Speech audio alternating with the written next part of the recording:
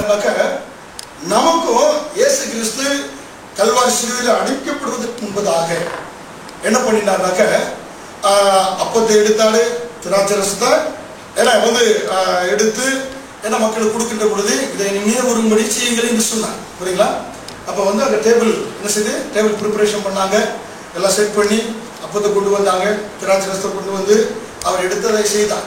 அப்போ இன்றைக்கும் நம்ம என்ன செய்கிறோம், டேபிள் செட்டப் பண்ணிடுறோம், என்ன திருவிருந்தை கொண்டு வந்து அப்படியாக என்ன செய்கிறோம், அன்றைக்கு எப்படி நடந்ததோ அதே போல என்ன செய்கிறோம், மாதிரியாக நம்ம என்ன செய்கிறோம், செட் பண்ணி வைக்கிறோம் என்று நம்ம பார்க்கிறோம். அல்லேலூயா.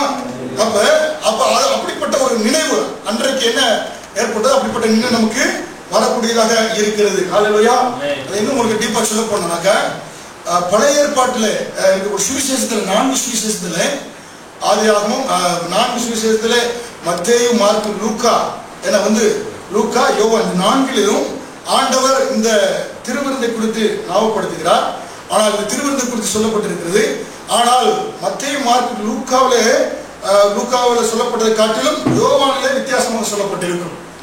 ஏனென்றால் மத்தேயு, மார்க்கு, லூக்காவிலே சொல்றார். ஆனால் யோவான் வருகின்ற பொழுது அந்த திருவிருந்தை அந்த தேற்றரவாளன் உங்களுக்கு ஞாபகப்படுத்துவார் என்று சொல்கிறார். யோவான் 14வது அதிகாரம் 27வது வசனத்தில் பார்க்கின்ற பொழுது, யோவான் 14:26, எல்லாவற்றையும் உங்களுக்கு போதித்து நான் உங்களுக்கு சொன்ன எல்லாவற்றையும் உங்களுக்கு நினைவூட்டுவார். பாருங்க, உங்களுக்கு அப்ப யோவான் வருகின்ற பொழுது உங்களுக்கு தேற்றரவாளனாகிய பரிசுத்த ஆவியானவர் இயேசு அன்றைக்கு எப்படி பண்ணினாரோ அதே போல செய்யும்படியாக உங்களுக்கு பரிசுத்த ஆவியானவர் நினைவூட்டக்கூடியவராக இருக்கிறார். ஹல்லேலூயா.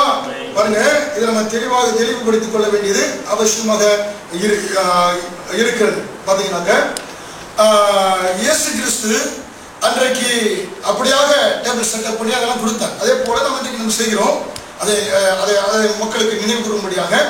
ஆனால் அங்கே லூக்கா 22வது அதிகாரத்தில் பார்க்கின்ற பொழுது இயேசு சிலுவைக்கு முன்பாக இந்த காரியத்தை செய்து மக்களுக்கு சிலுவையின் பாடுகளை நினைவுபடுத்தினார். அல்லேலூயா. நம்ம ஒன்று தெரிந்திருக்க வேண்டும். இந்த திருவிருந்தை ஆண்டவர் நமக்கு நினைவுறும்படியாக செய்திருக்கார்ல, இது சிலுவைக்கு முன்பாக சொன்னாரா, சிலுவைக்கு அப்புறமாக சொன்னார்? சிலுவை பாடுகளுக்கு அப்புறமாக, சிலுவை பாடுகளுக்கு முன்பாக சொன்னார், சிலுவை பாடுகளுக்கு அப்புறம் உயிர்த்தெழுந்ததுக்கு அப்புறமாகவும் சொல்லிட்டார். வெற்றியாக சொல்கிறார். அதுதான் இன்னைக்கு கண்டிப்பா பார்க்கிறோம். அல்லேலூயா. சிலுவை பாடுகளுக்கு முன்பாக சொன்னதை வச்சு நினைத்துக் கொண்டே அநேக நாட்கள் நம்ம திருவிருந்தில் பங்கு வருகின்ற பொழுது அதை சோகமாக அப்படியே நினைச்சு சோகமாகவே கொண்டாடி போயிட்டோம். அல்லேலூயா. சிலுவை பாடுகளுக்கு அப்புறமாக அவர் என்ன பந்தியிலே அவர் பந்தியிலே எப்படி பங்கு பெற்று என்ன சொன்னார் என்பதை தெரிந்து கொண்டு நாம் இன்றைக்கு அப்படிப்பட்ட சிலுவைக்கு முந்தின நாட்கள் இல்லை, சிலுவைக்கு அப்புறமுள்ள நாட்கள் இருப்பதனாலே நாம் அப்படிப்பட்ட ஒரு ஆசீர்வாதத்தை பெற்றுக்கொள்ள வேண்டும். அல்லேலூயா. அதான் லூக்கா 22:19 பார்த்தோம். லூக்கா 24:30. அவர்களோடு அவர் பந்தி இருக்கையில் அவர் அப்பத்தை எடுத்து ஆசீர்வதித்து அதை பிட்டு அவர்களுக்கு கொடுத்தார். பாருங்க, இங்கே இயேசு கிறிஸ்து உயிரோடு எழுந்த பிறகு எம்மாவூஸ் சீசர்கள் சென்று கொண்டிருக்காங்க. சீசர்கள் வழியில் சந்திக்கிறார். அவர்கள் யார் என்று அவர்களுக்கு விளங்கவில்லை. அவர்தான் செத்து போயிட்டார் என்று நினைக்கிறார்கள். இயேசு கிறிஸ்து பக்கத்தில் பேசிக் கொண்டிருக்கிறார். கூடவே அவருடைய வீட்டுக்கும் இயேசு கிறிஸ்து சாப்பிடுவதற்கு சென்றார். 24:30 அப்பொழுது அப்பத்தை எடுத்து ஸ்தோத்திரம் பண்ணி அதை பிட்டு புசியுங்கள் என்று சொன்னார். அப்படி கொடுக்கின்ற பொழுது அவர்களுக்கு சீசர்களுக்கு டக்கென்று ஞாபகம் வந்தது. இந்த வார்த்தையை முன்பு எங்கேயோ கேட்டிருக்கிறோமே என்று அவர்கள் சிந்திக்க ஆரம்பித்தார்கள். சிந்திக்க ஆரம்பித்த பொழுது இந்த வார்த்தை கல்வாரி சிலுவைக்கு முன்பாக இயேசு கிறிஸ்து அப்பத்தை எடுத்து ஸ்தோத்திரம் பண்ணி விட்டு வாங்கி புசிங்கள் என்று சொன்னார். பாருங்க, அப்ப இதே மாதிரி ஒரு வார்த்தை கேட்டிருக்கிறோமே என்று சொல்லி சீசர்கள் சிந்திக்க ஆரம்பித்த உடனே அவர்களுடைய உள்ளம் கொழுந்து விட்டு எரிய ஆரம்பித்தது. அல்லேலூயா. பாருங்க, 24:30 பார்த்தோம். பார்க்கின்ற பாருங்க, 24:30 நோக்கி வழியிலே அவர் நம்முடனே பேசி வேத வாக்கியங்களை தமக்கு விளக்கம் காட்டின பொழுது நம்முடைய இருதயம் நமக்குள்ளே கொழுந்து விட்டு எரியவில்லையா என்று சொல்லிக்கொண்டு அந்நேரமே எழுந்திருந்து எருசலேமுக்கு திரும்பி போய் 11 ஒருவரும் அவர்களோடு இருந்தவர்களும் கூடியிருந்த கண்டு கர்த்தர் மெய்யாகவே உயிர்த்தெழுந்து சீமோனுக்கு தரிசனமானார் என்று அவர்கள் சொல்ல கேட்டு. பாருங்க என்ன சொல்றாருனாக்க வந்து ஆண்டவர் அவரோட விலைக்கு சொல்கிறார். சொன்ன உடனே என்ன பாத்தீங்கன்னாக்க அவருடைய சீசத்தை உள்ள என்ன செஞ்சது? கொழுந்து விட்டு எரிந்தது. கொழுந்து விட்டு எரிந்தது என்று பார்க்கிறோம். சந்தோஷம் வந்தது என்று பார்க்கிறோம். ஆனால் இதையே அவர் வந்து சிலுவை பாடுகளுக்கு முன்பாக லூக்கா 28வது அதிகாரம் 22, 19, 20 சொல்கின்ற பொழுது அவங்க உள்ள கொழுந்து விட்டு எரிஞ்சா. நம்ம சொல்றோம் இது மாதிரி சாக போறான், சிலுவையில் அறையப்பட போறேன் அப்படி சொல்லும் போது சீசர் உள்ள எப்படி இருந்துச்சு? வாக்குவாதம் பண்ணினார்கள். ஏன்னா வந்து என்ன பாருங்க வசனங்களை லூக்கா 22 பார்க்கின்ற பொழுது பாத்தீங்கன்னாக்க அவர் என்ன பண்ணினாக்க வந்து நீ காட்டி கொடுப்பா நான் கட்டி கொடுப்பனா வாக்குவாதம் பண்ணினாங்க. இப்படியாக அவர்களுக்கு பாருங்க 22 வசனம் 22 ஐயோ நம்மில் யார் காட்டி கொடுப்பாங்க வாக்குவாதம் பண்ணினார்கள் பார்க்கிறோம். அப்ப வந்து உள்ள பொழுது விட்டு எரியவில்லை. புரியுங்களா? சிலுவை பாடுகளுக்கு முன்பதாக அப்பத்தையும் திராட்சரசையும் கொடுக்கின்ற பொழுது சீஷர்கள் என்ன பண்ணினாங்க? வாக்குவாதம் பண்ணினாங்க, பயந்தாங்க. அவர்கள் உள்ளம் பொழுது விட்டு எரியவில்லை என்று நாம் பார்க்கிறோம். அல்லேலூயா. இங்கே 14வது அதிகாரம் யோவான் 14:26 சத்தியாவியா தேற்றவான் உங்களுக்கு எதை ஞாபகப்படுத்துவார் என்று சொல்கிறார். 14:26 படிக்கின்ற என் நாமத்தினாலே பிதா அனுப்பப் போகிறேன் பரிசுத்த ஆவியாகிய தேற்றவாளனே எல்லாவற்றையும் உங்களுக்கு போதித்து நான் உங்களுக்கு சொன்ன எல்லாவற்றையும் உங்களுக்கு நினைவூட்டுவார்.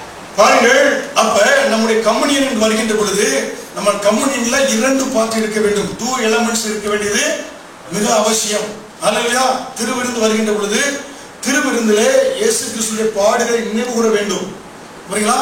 பாடுகள் அவர் நமக்காக சிலுவையில் அடையப்பட்டார். ஆனால் அதை சோகமாக நம்ம எடுத்துக்கொள்ள கூடாது. காரணம் நாம் இன்றைக்கு உயிர்த்தெழுந்த நாட்களுக்கு அப்புறமா இருக்கிறோம். ஏன்னா லூக்கா 24வது அதிகாரத்தில் நாம் இருக்கிறோம். அந்த உயிர்த்தெழுந்த நாட்களிலே அவர் அப்பத்தை எடுத்து பித்து கொடுத்த பொழுது சீசருடைய உள்ளம் கொழுந்து விட்டு எரிந்தது. ஹல்லேலூயா. அப்ப நாம் திருவிருந்திலே பங்கு வருகிற நாள் உள்ளத்தினுடைய மகிழ்ச்சியினால் சந்தோஷத்தினுடைய ஒரு நாள் நேரம். ஹல்லேலூயா. அதை நாம் தெரிந்து கொள்ள வேண்டியது அவசியமாக இருக்கிறது. ஹல்லேலூயா. ஏனென்றால் அவருடைய வந்து அவருடைய சரீரம் பிக்கப்பட்டு அதில் வைத்திருக்கிற ஆசீர்வாதங்களை நினைத்து நம்ம வந்து என்ன செய்ய வேண்டும்? சந்தோஷப்பட வேண்டியது அவசியமாக இருக்கிறது என்று நாம் பார்க்கிறோம். ஹல்லேலூயா. அதனால் திருவிருந்திலே நம்ம தெளிவாக தெரிந்து கொள்ள வேண்டியது மிக அவசியமாக இருக்க வேண்டியது இருக்கிறது. புஷ்பும் குடிப்பும் இருக்கிறது. ஆனால் அதில் ஒரு உடன்படிக்கை இருக்கிறது.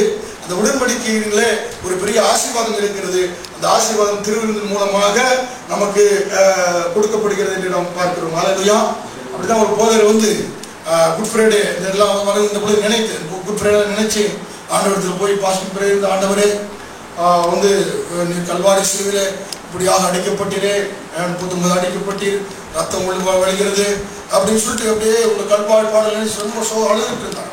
ஏன்னா ஏசப்பா வந்து என்னப்பா என்ன நீ வந்து இப்படி அழுதுட்டு இருக்க? ஆமாண்டவரே ரத்தம் வடி கல்வாரி இப்படின்னு ஏன்னா வந்து சும்மா வாய பொத்துப்பா. ஏன்னா நீ இப்போ வந்து உயிர்த்தெழுந்த நாட்களுக்கு அப்புறம் இருக்க, 2000 வருஷத்துக்கு அப்புறம் இருக்கிற, 2000 வருஷத்துக்கு முன்னால நடந்ததே நினைச்சிட்டு இருக்கிற.